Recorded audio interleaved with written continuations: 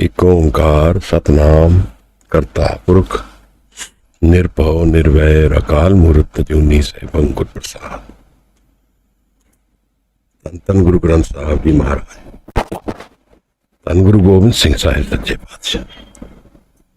फूल छिमो हमरी प्रभापन फूलनहार कहाँ को मस हवाए बंदगी अबुर दर वजूद मरा वगरने ज़ौक़े चुनी आमदैन नमूद मरा। कमाले करामात कायम करीम रज़ा बख्श राज़क कुन रहीम। वाहेगुरु जी का खालसा वाहेगुरु जी की फतेह। We are going through the Bani of the Japji. Today is the 28th Pauri. The next 4 Pauris are a different gear. They have a relationship to the Sikh Gurus. One of the signs in which we understand that the first Bani composed by Maharaj was the Sikh Gurus. Reason being that these 4 Pauris are in the Japji, which are actually part of a discourse with the Siddhs. So, what Maharaj is going to talk about today, the 20th Pauri, is a relationship between spirituality and religion. An understanding of how relationship is established and what is the meaning of that. The symbols of religion, the identity, the sara, the structure of religion, and this inner spirituality. What is the relationship between this?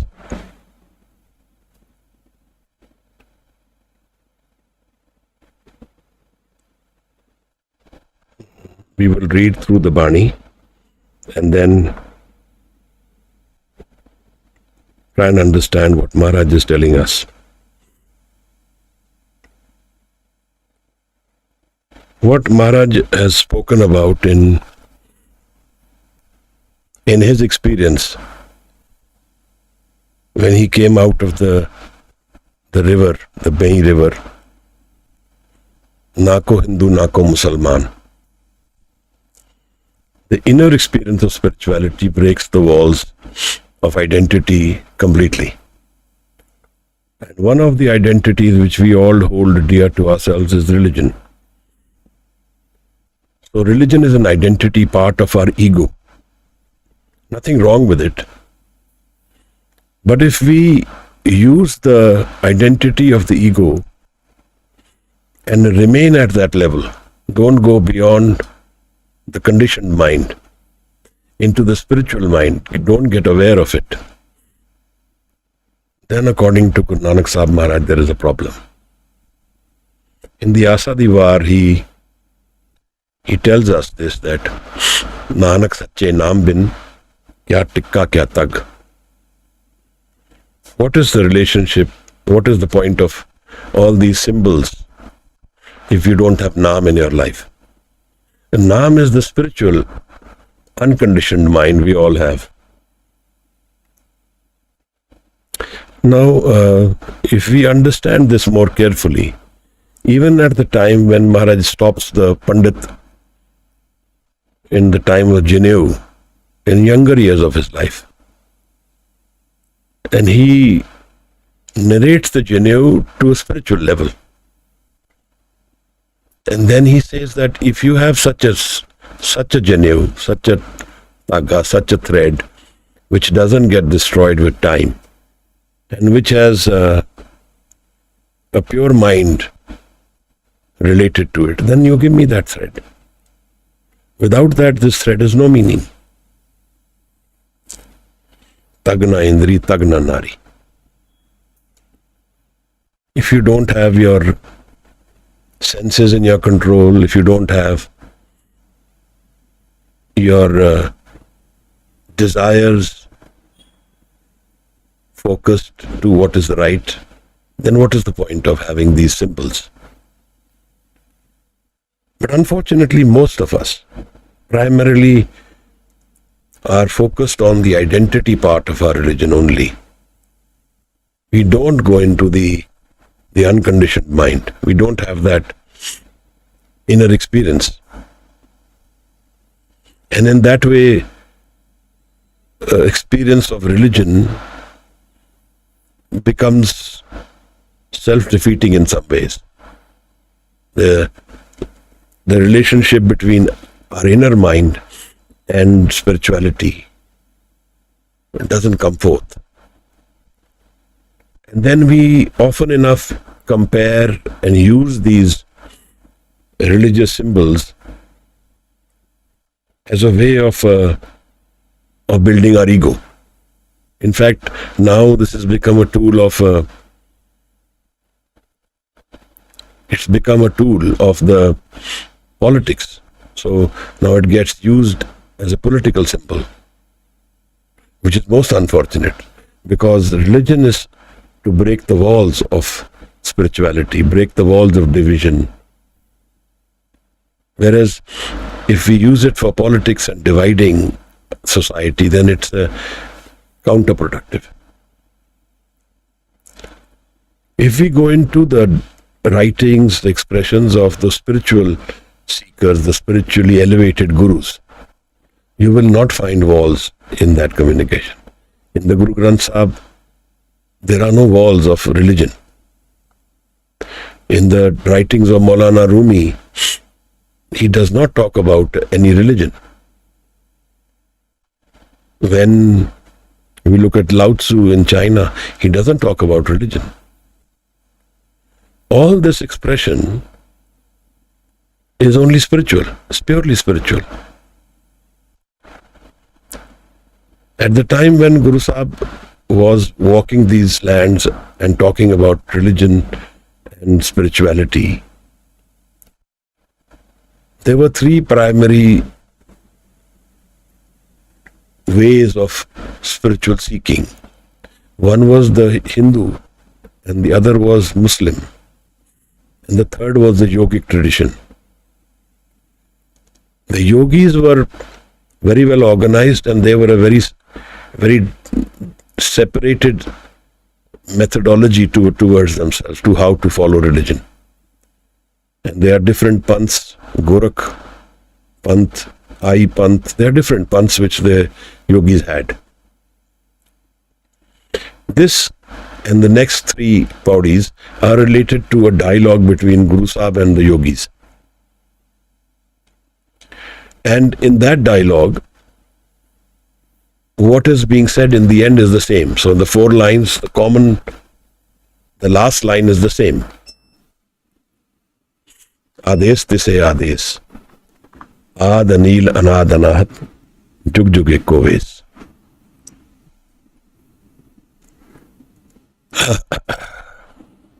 But these are interesting communications between Maharaj and the yogis.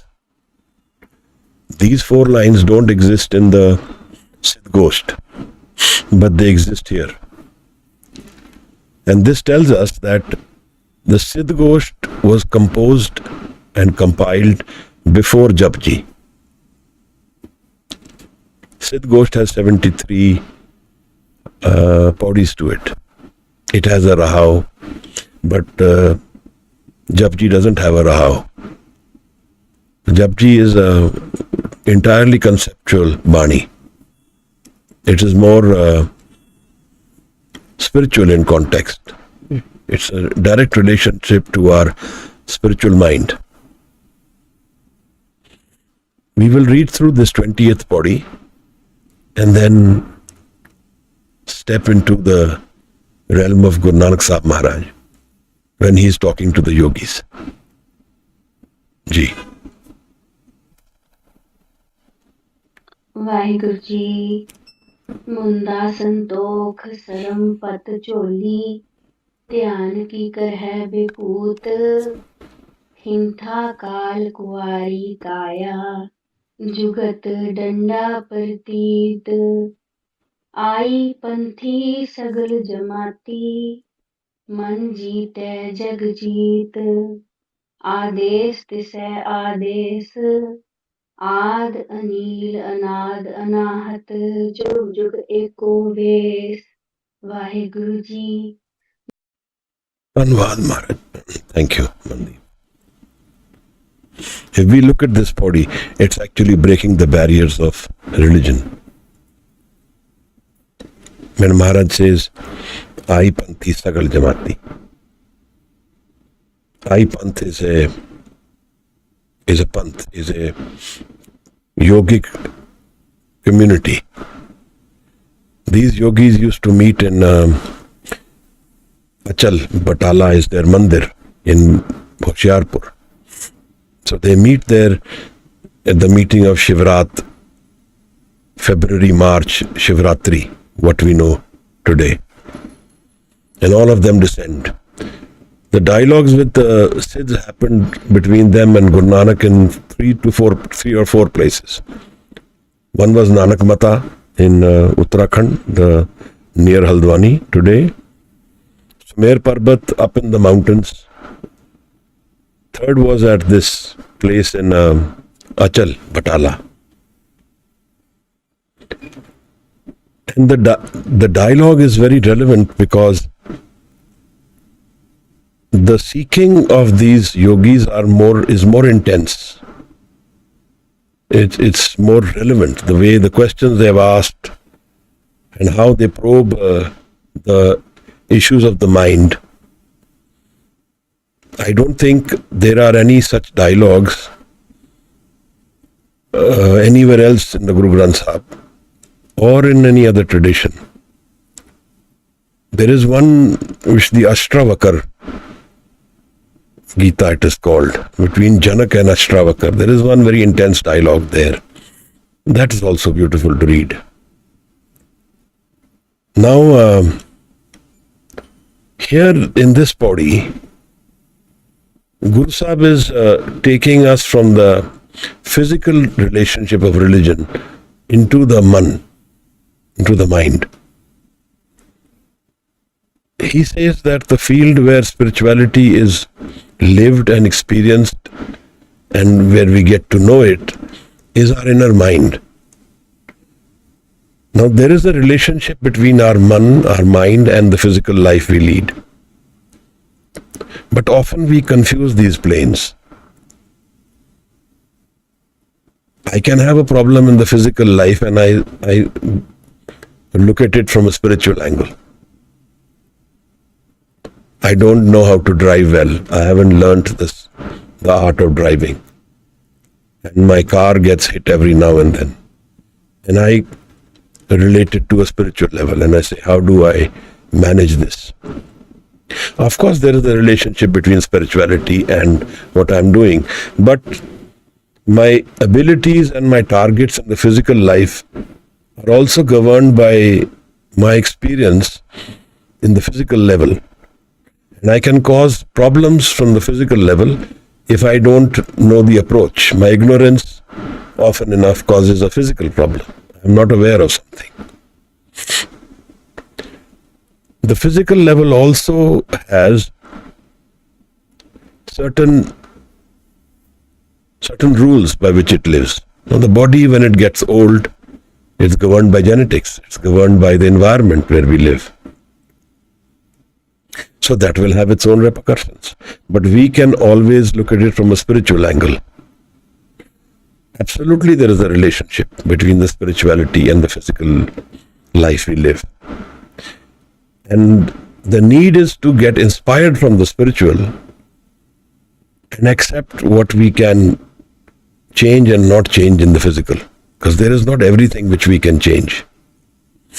I'm reminded by a Greek prayer. He says that give me the energy to change what I can change, the wisdom to know what I can change and cannot change, and accept what I cannot change. Ultimately, life is only spiritual. The physical life which we live is a transient life. It is changing in its personality, it's changing in its form and shape. I studied reincarnations to some extent, and I found people can shift from one religion to another when they are reborn. So this religious identity we hold on to, unless it is deeper than the skin, unless it is more at a spiritual level, this reincarnation can change our religious outer structure, because it is not very firm. So the Hindus can fight the Muslims and vice versa, but they may take rebirth in that religion. In that way, we have to understand this relationship of the man and religion. Now in this body, the Siddhs have asked Guru Sahib, what is his religion? And they tell him about their identity, the structure. The structure of the yogis. There is a mundra, a earring which they wear in their ear. It's symbolic, it has its reasons, it has its meanings. It is supposed to represent the fact that the person is now not listening to wrong things, as a constraint on listening to that which is not good for him or for spirituality. Then he has a jholi. The yogi has a jholi where he takes his alms, he begs, he asks for food or whatever. And then he takes vibhuti, ashes all over his body. He covers his body with ash. That is to save him from insects, disease, to make the skin thicker. And also to say that I have gone beyond death, that my body is covered with the ash from the cremation ground. So I am dead to the world. Again, symbolic. Katha is a coat they carry, the cloth they carry, which they can use for their sitting, for their asana, and they can also use it as a bed sheet when they want to sleep, or a covering. And then the jugat, and then the danda they hold in their hand as a method to try and walk through the forest, difficult areas where there are animals. These are the symbols of yogic tradition. And they put these symbols to Guru Sahib. And they say, this is our religion. We follow this.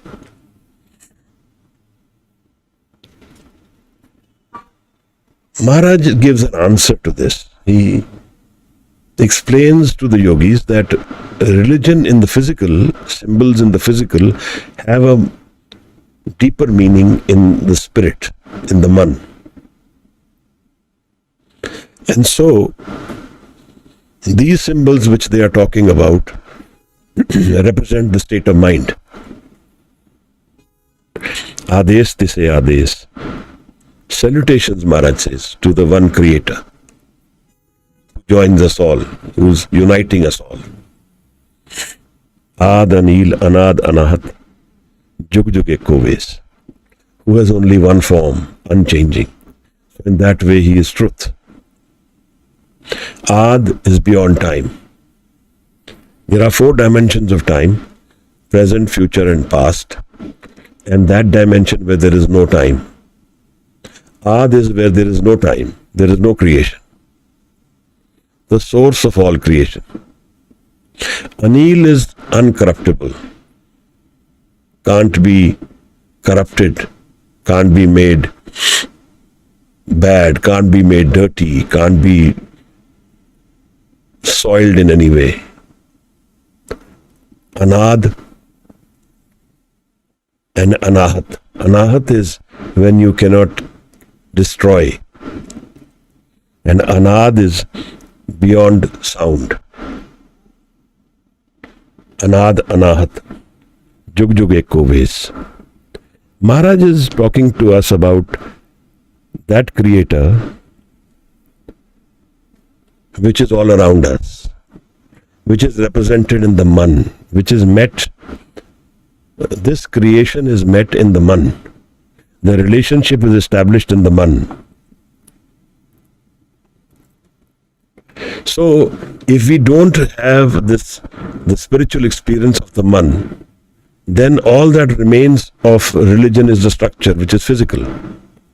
And the meaning of these physical religious structures is spiritual. So they become actually self-defeating and meaningless. Nanak sache naam bin kya tikka kya tag. So Sahib says,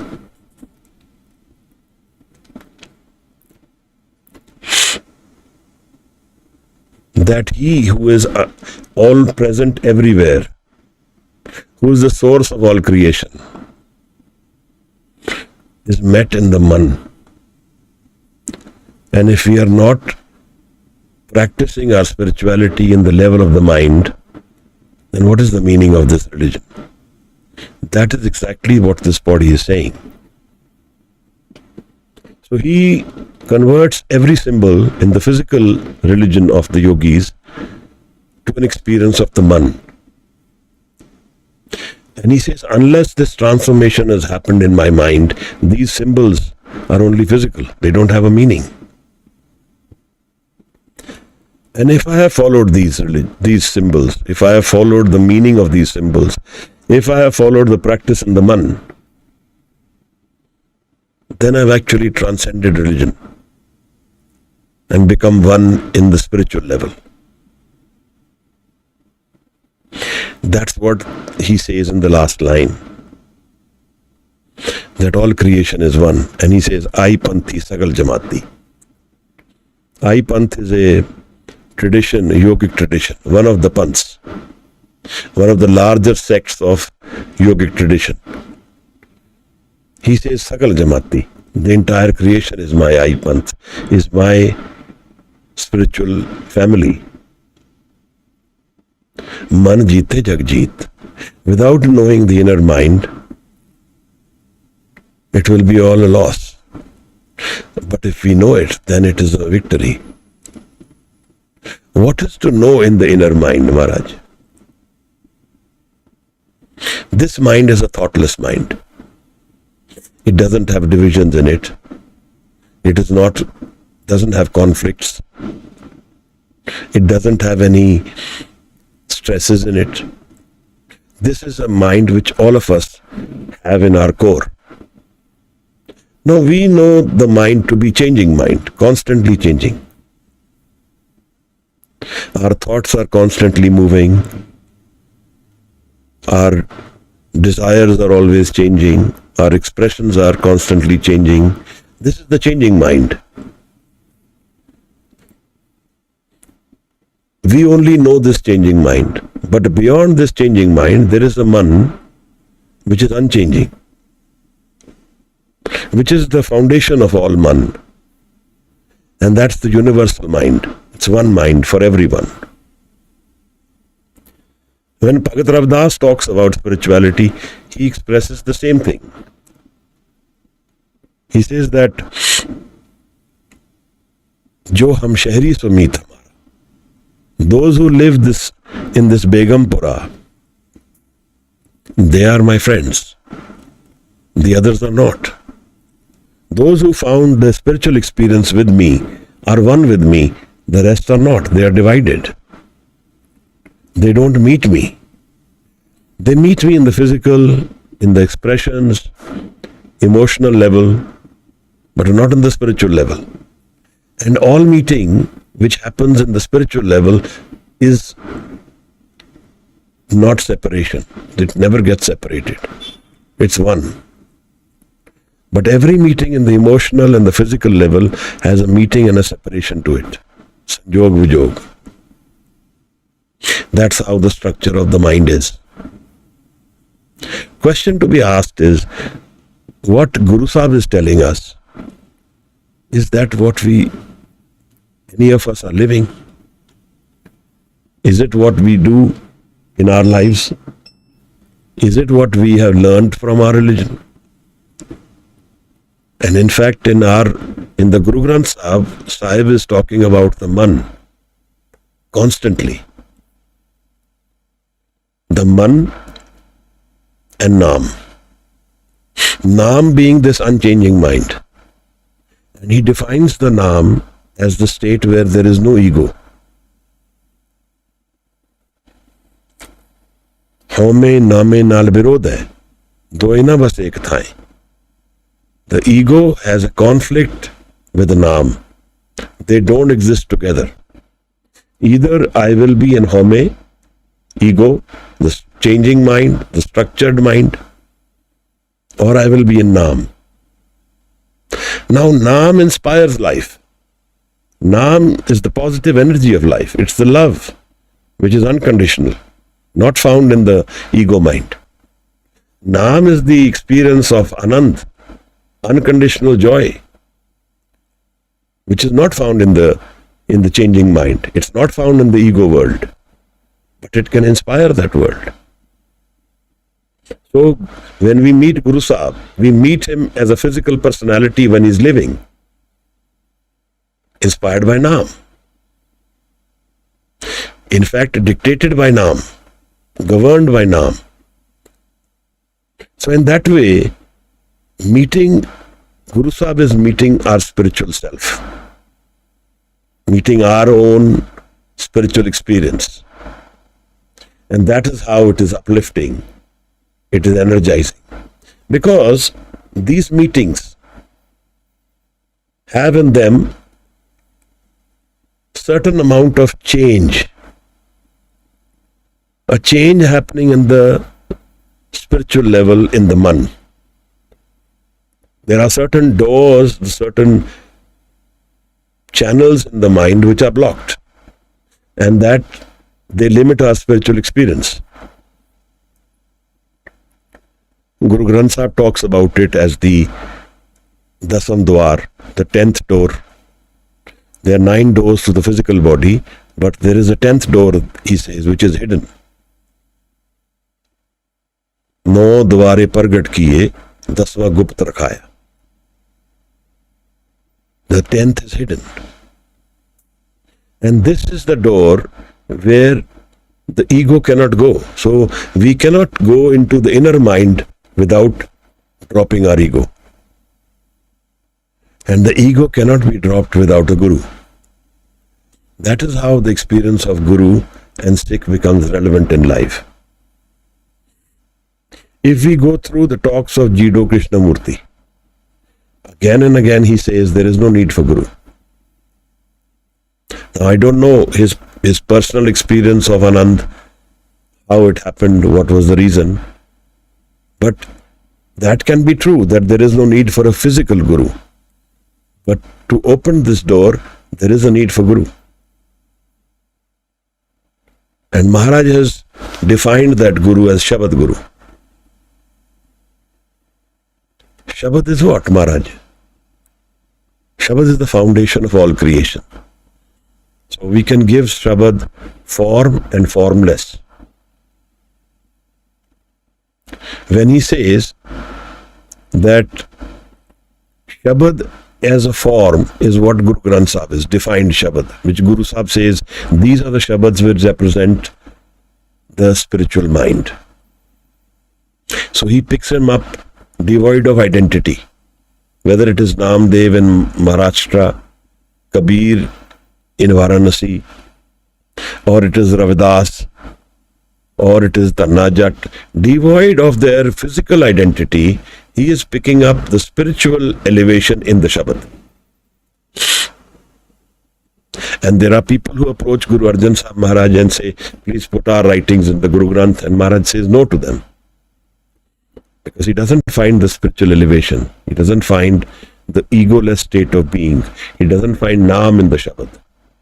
But if he finds them, then he's very eager to put them in the Guru Granth. So in the Guru Granth, there is also the Bani of the Pats, who were insects by nature, by physical nature, they were Pandits. Irrespective of whether he is a Pandit or a Shudra, whether he is in any zone of the world, or whether he is any language of specific language, it's irrelevant to that. Guru Sahib is picking up the spiritual elevation in the Shabad, and he is guided by that. So in this way, we are here to learn what is the inner experience of the man. That is the guide which we get here in this Shabad. In fact, in the entire Guru Granth Sahib, we get that guidance. How to open that door. Kiv sachiara hoiye, kiv kude tutte paal. Hukam radai chalna nanak likhya naal. Maharaj says, Munda santok sarampat choli. So the mundra is the santok, the satiation, satisfaction, relaxation, stressless mind, thoughtless mind, not running, not very eager to get, but calm, santok, satisfied. Sarampat choli. Munda, he says, represents the santok in my religion, in my mind.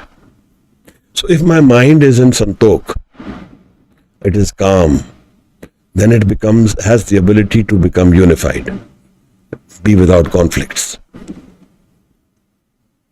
Sarampat choli. And he says, the begging, the alms, the food which I ask for, you ask for in your choli, is the bartan. Pat is the bartan, is the utensil. He says, for me, it is hard work. On the spiritual level, I need to make an effort, sram. And we will go ahead in the khands soon, because we are now already at 28th body, and we have 38 bodies and 2 shloks in this Bani. So we are only 10 bodies away from the last slok. And the next 4 bodies are about the dialogue with the yogis. And then the khands will start. He defines the khands as the spiritual journey within the mind. And in that he talks about Sram Khand. That state of mind where I'm making an effort to meet my inner mind. So if I'm in relaxed mode, if I'm in unified mind, non-conflicted, not troubled, and then I make an effort, what effort do I make? I go into Dhyan, Maharaj. This is the chariot on which the charioteer will journey the Dhyan. He finds the Dhyan in a santok, in effort, goes beyond the thought mind, beyond moving mind. Am I able to go to this mind? If I am not, then I need to make this effort. Because without Dhyan, spirituality will not reveal itself. What is Dhyan? When he sees Dhyan ki karho bibhut, you are covered your body with ash. Maharaj says that is the Dhyan. It covers my entire being in the Dhyan. The Dhyan defines my entire state of life. Constantly, I am in Dhyan. What is Dhyan? When we do anything, with an effort, with a worry, with a reason, with a cause, it has to have in it Dhyan. When I'm driving, writing an essay, writing a poem, doing a dance, it always needs Dhyan. So Dhyan is a channelized energy in the physical world. I can be seeing out in the wilderness and somebody walks by and I don't notice him or her, And the person will say, you didn't see me, I walked by you. And then what will I say? I will say, my dhyan was somewhere else, my attention was somewhere else. So I was seeing with these eyes, but I was not able to see you because my dhyan was somewhere else. So I see, hear, I touch, I go through my senses, all in dhyan. Whatever it may do, I need dhyan. Even for a lover, he or she needs dhyan. A lover will do dhyan of the loved.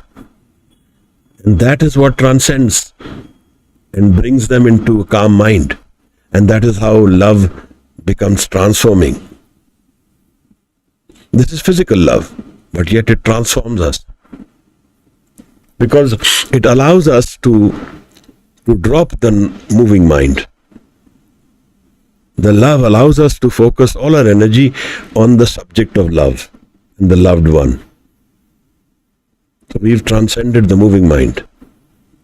We've transcended our inner conflicts, our negativities, our pain, our sorrow. It's all gone. And in this way, love has transformed us.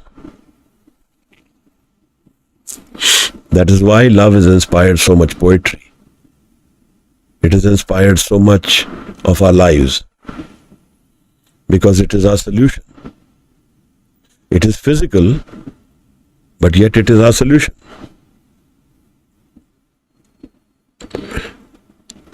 Guru Sahib then is explaining the dhyan to us. Now, if I go into the inner mind, the mind which is not divided, which is one, which is not focused, which is not divided into subjects. I'm doing dhyan in the physical level, so my attention has gone to the physical level. Suppose I take it away from the physical level.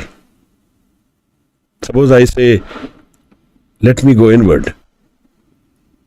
Let me not do any dhyan of anything with my desire. I don't desire anything. I just become santokhi. I become relaxed. I become calm. Then what happens to the mind? It becomes one. It becomes without conflict. Now the nature of our inner mind, the nature of our spirit and soul is dhyan. The entire creation is made out of dhyan. There is a dhyan in something, and so it comes about. My inner mind, without conflicts, without desires, without expectation, without the structure of the ego, is complete dhyan. Undivided dhyan. And it has complete knowledge of all my past, present and future. It's the seed mind. So in this way, if we are in dhyan, sometimes we can know our past life. Not a big deal. We can know if somebody is coming to meet us. These are the part of our inner being. And this sixth sense exists within us, all of us. It's not as though it exists only with me or with you. But of course, the quality of the dhyan is important. I have known of cases where people have known their next life, where they will take birth. Because they are in so much dhyan, they are aware of it all. It doesn't materially change much because there's nothing they can do about it. They have to follow the hukum, but they become aware.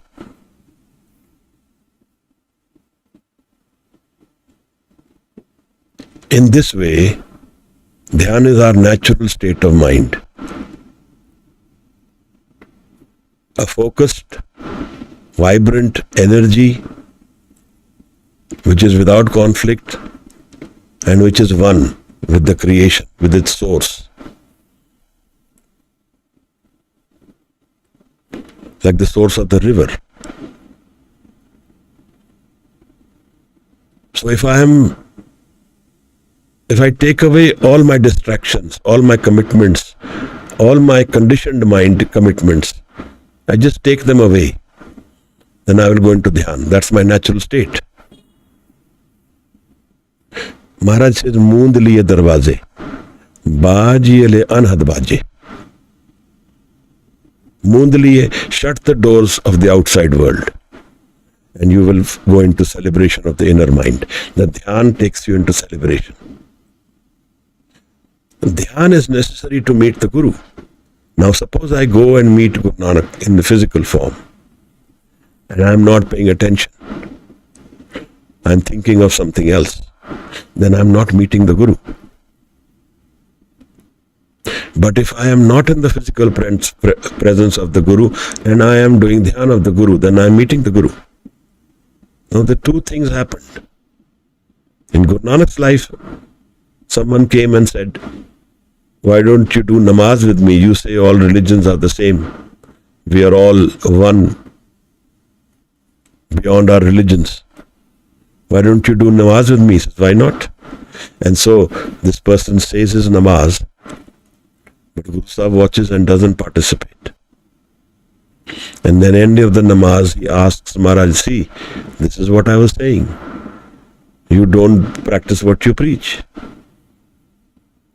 Maharaj says, I was waiting for your namaz, but you were in Kabul buying horses. Your dhyan is not in your namaz, so it's no namaz.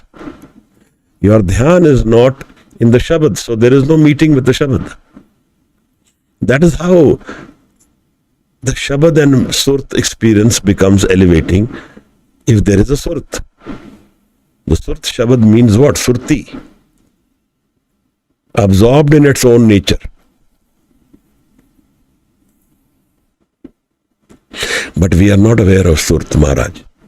We are not aware of the calm mind, the unmoving mind, the thoughtless mind.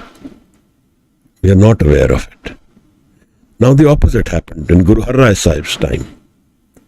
Maharaj was sitting with the Sikhs and he goes into dhyan, closes his eyes and is gone deep into himself. And many hours pass by. And when he comes around, the Sikhs asks him what happened. He says, and interestingly this also is related to Kabul, he says a Sikh in Kabul was doing my dhyan. And I was so absorbed in his dhyan that I was doing his dhyan. So we were meeting. There is no physical presence, but there is dhyan of each other, spiritual meeting. Am I able to do this dhyan? Do I want to do this dhyan? Go into this nijkar, which is what Guru Sahib says. Fir ghar baise har jan pyare. We make so much effort in life. Even to cook a meal, we put in all our energy, our dhyan. To study, to build a career, to raise children, have family, all of it needs energy, needs dhyan. But we don't have the ability to go into our inner mind in the dhyan of Santokh. Isn't that a tragedy? The source mind is being used by us. We use this dhyan, which is our source mind, all the time. But we don't know its reality. We give it names, kundalini, chakras, all this we do. But we never had the experience. We try and convince ourselves that we know by using these names, which is what the yogis are doing. They are saying we have kintha, we have choli, we have mundra.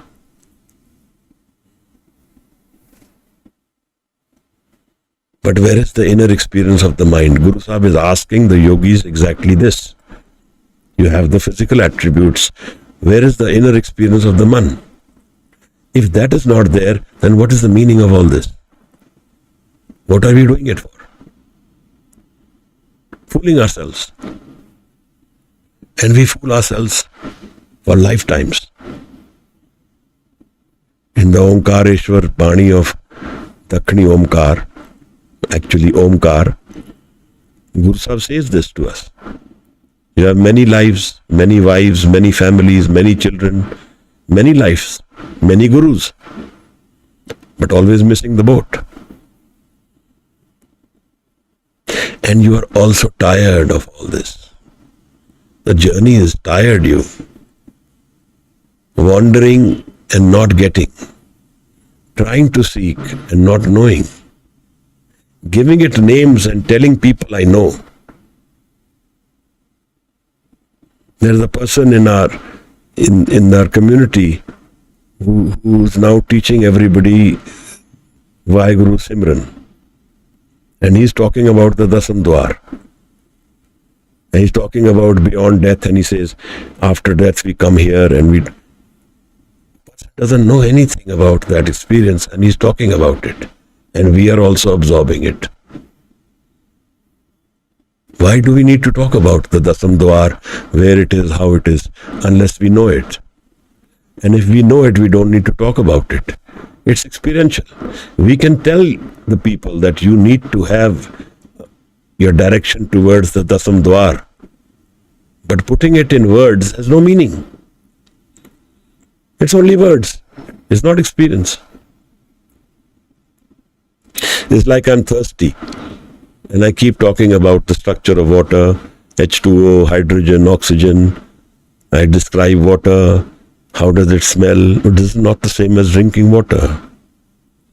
Just like that, we talk about the Dasam Dwar as though we know it, but we don't know it.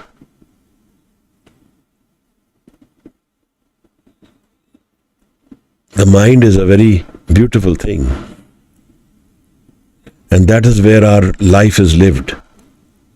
Our entire life is lived in our man. All our experiences, all that we understand about life, all that we have associated ourselves with, all our targets, goals, everything is about in the man. And we don't know the man.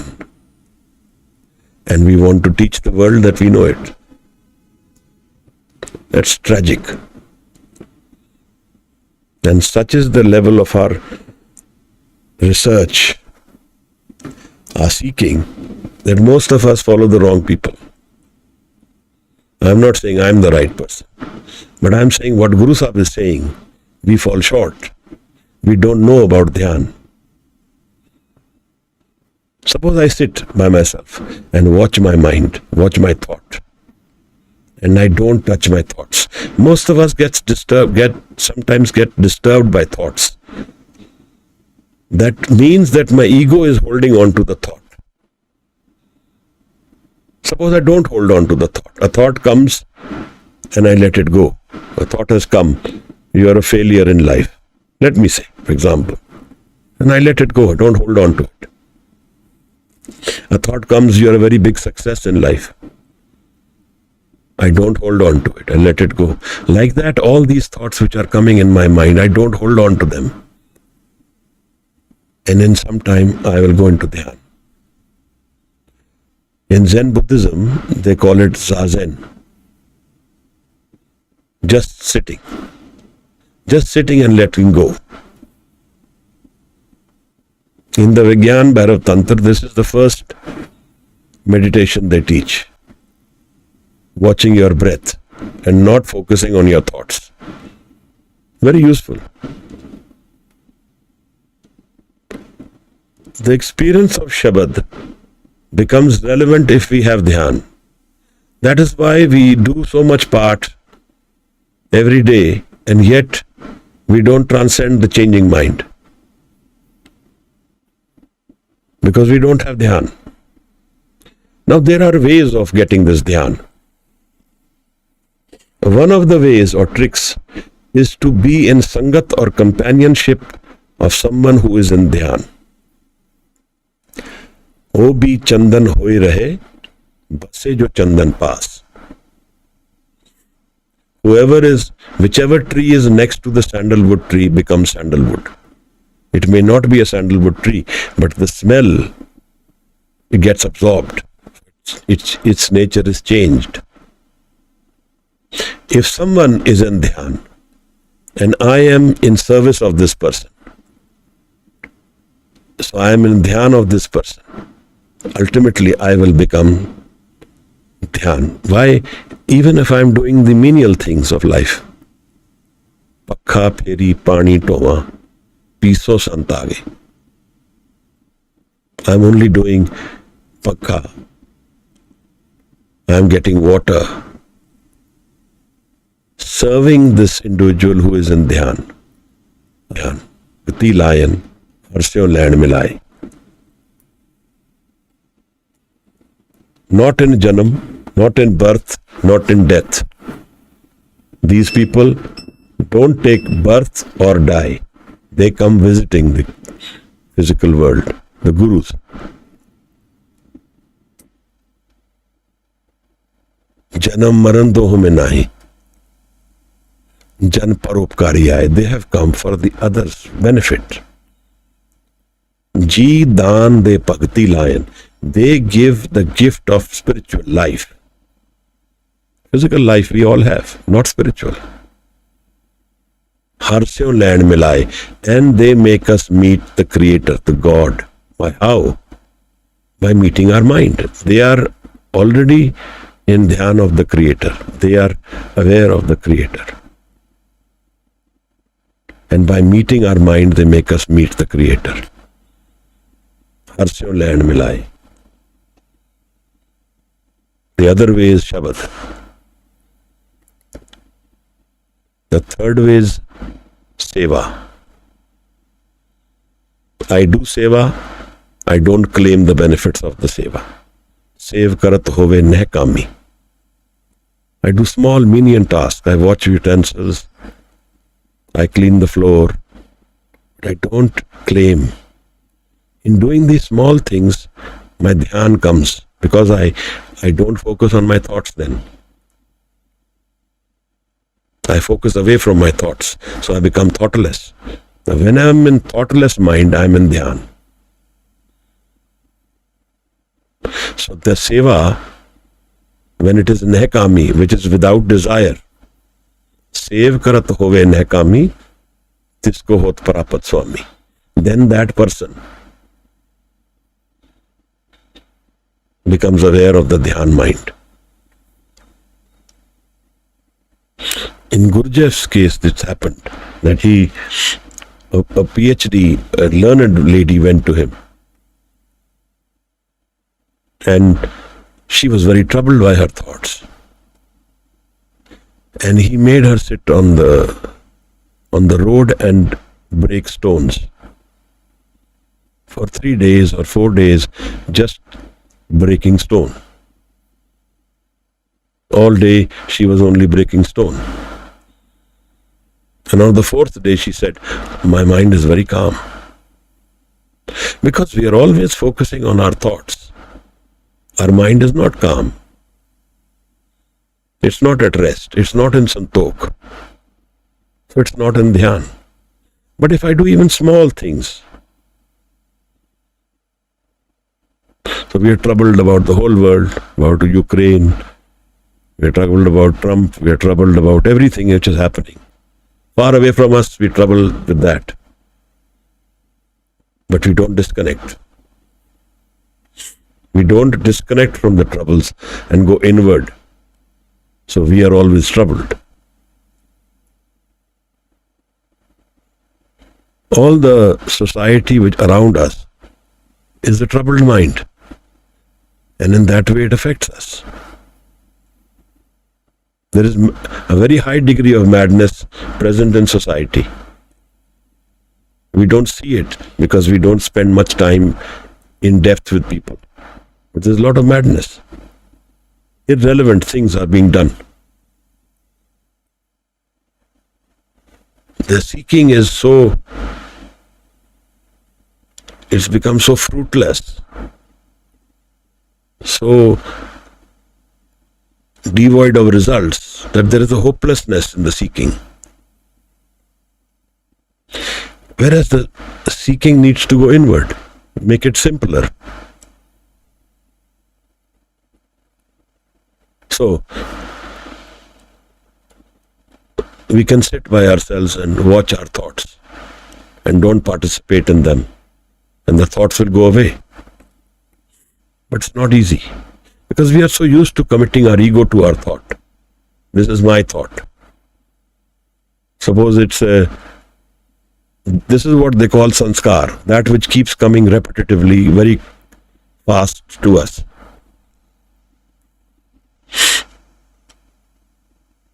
So we have short-circuited everything. And one of the pitfalls which we fall on is, mostly we will fall on sex, we will fall hatred. These are the stimulants which are very aggressive in our mind. Hatred,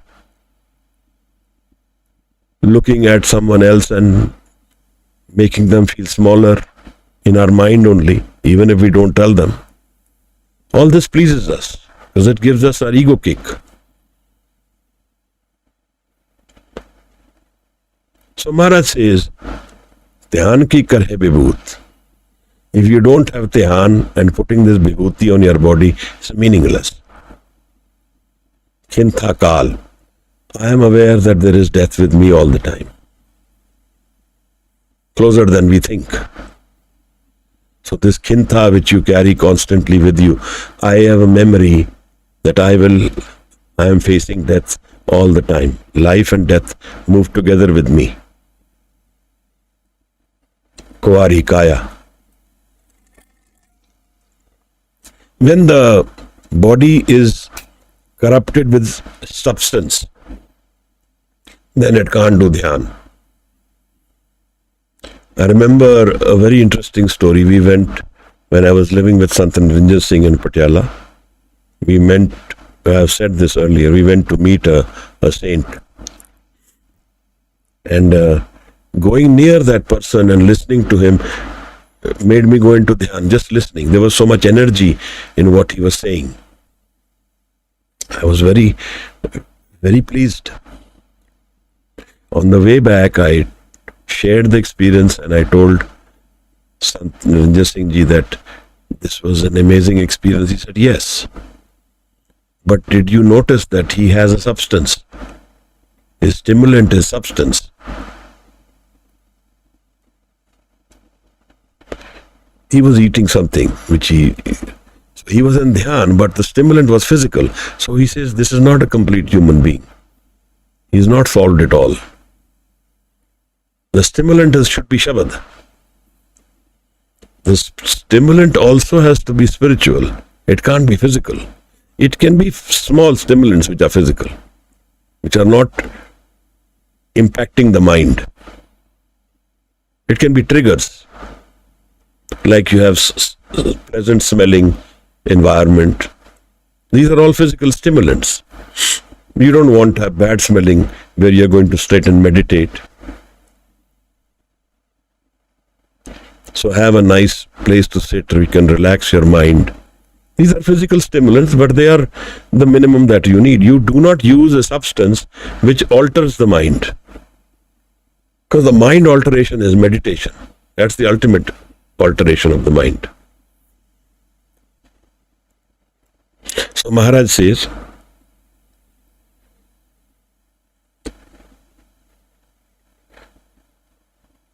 that Khintha Kal Kuwari Kaya, a physical body which is Sada Rahe Kanchan Si Kaya, Kal Na Kabhu Vyape,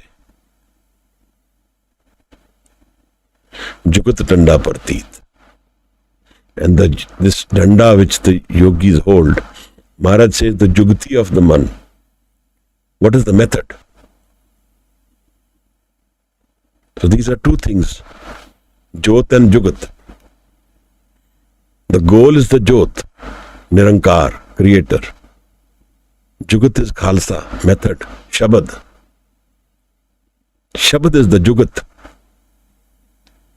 When I do dhyan of the Shabad, then it transcends the moving mind. And transcending the moving mind is complete bliss. Chalte ho man rakhe, amrit chakhe. Go beyond the moving mind and you will find amrit in the non-moving mind.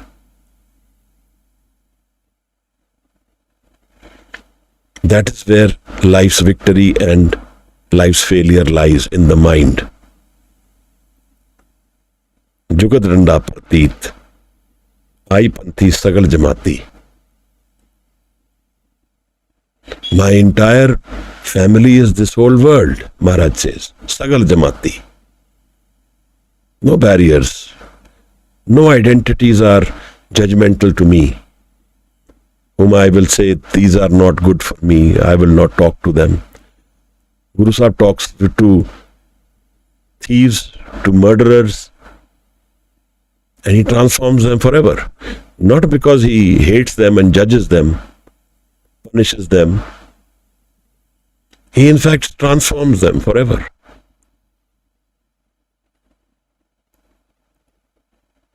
We have examples of Sajjan Thug.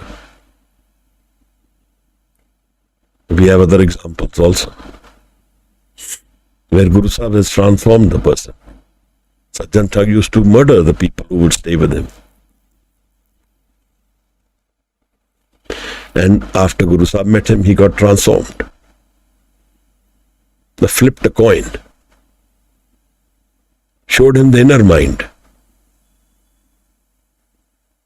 Ai panthi sagal jamati, man jeete jag jeet. Only when we win our mind, we win the world. Otherwise, we lose. Even if we have hundreds of crores as ownership and wealth, it's meaningless.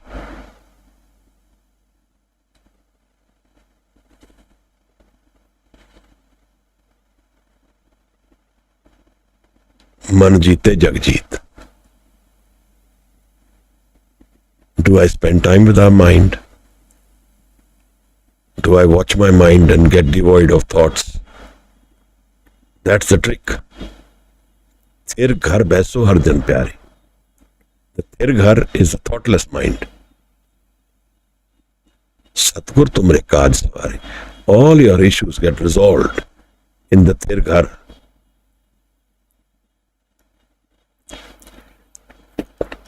But we don't put energy into this inner mind. We don't put energy in finding santokh. We miss the boat.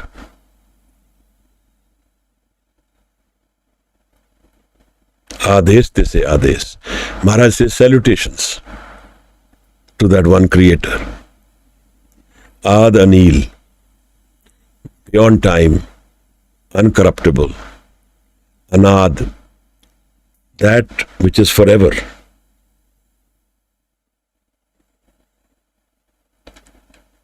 Anahat, which cannot be killed, cannot be destroyed.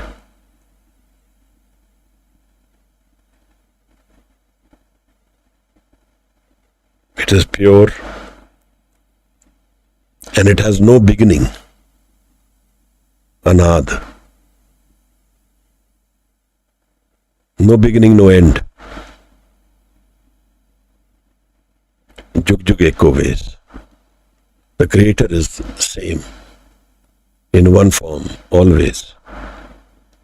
And we can meet in our inner mind when we meet our one mind, our Anand mind. And the doors of changing mind open into the unchanging mind. So the understanding the structure of the mind is our spirituality, knowing the structure of the mind, not physically only understanding in words. Conscious, unconscious, subconscious, that we know these words. Unconscious. But what about the experiential mind?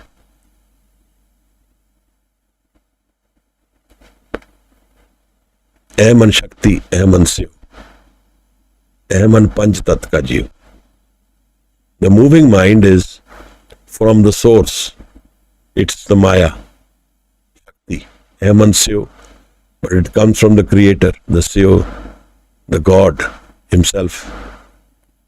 Eh man panch tat ka jiyo. And the man comes about by meeting the physical five indris, the five senses.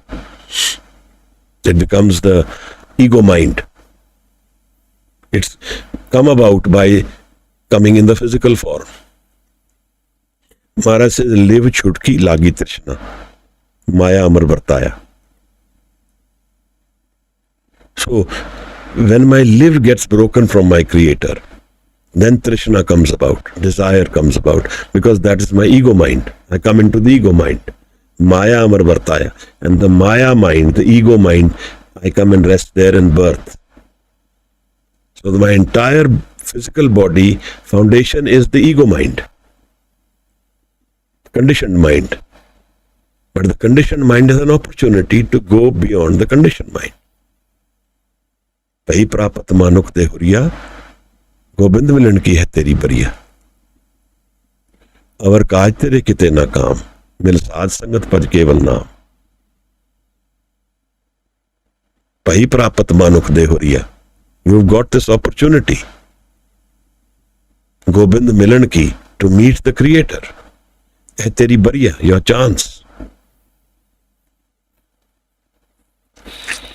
And nothing else will be of utility to us in the spirit world. None of these physical activities we do.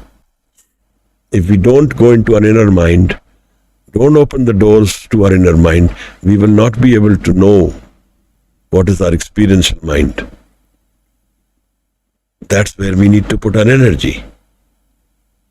Aad Anil, Anad Anahat, Jug Jug Eko Bes. Ades Tise Ades. Guru Sahib has told the yogis about spirituality, about the inner mind, about solving the mind as the key to spiritual existence. 28th body, Maharaj. We end the talk, today's talk at this, with a prayer that we are also able to go into an inner mind, to find the unmoving mind, the unchanging mind within us. Adanil Anadanath, Jug Jug Eko Ves. If you have any questions, raise your hand. If you're in YouTube, you can write out your question there. Or if you want to say something, please do so. And then we will culminate the session with Anand Sahib, the Bani of Guru Amar Das. Unconditioned love, Amrit and joy is Anand. Thank you. Waheguru Ji ka Khalsa. Waheguru Ji ki Fateh.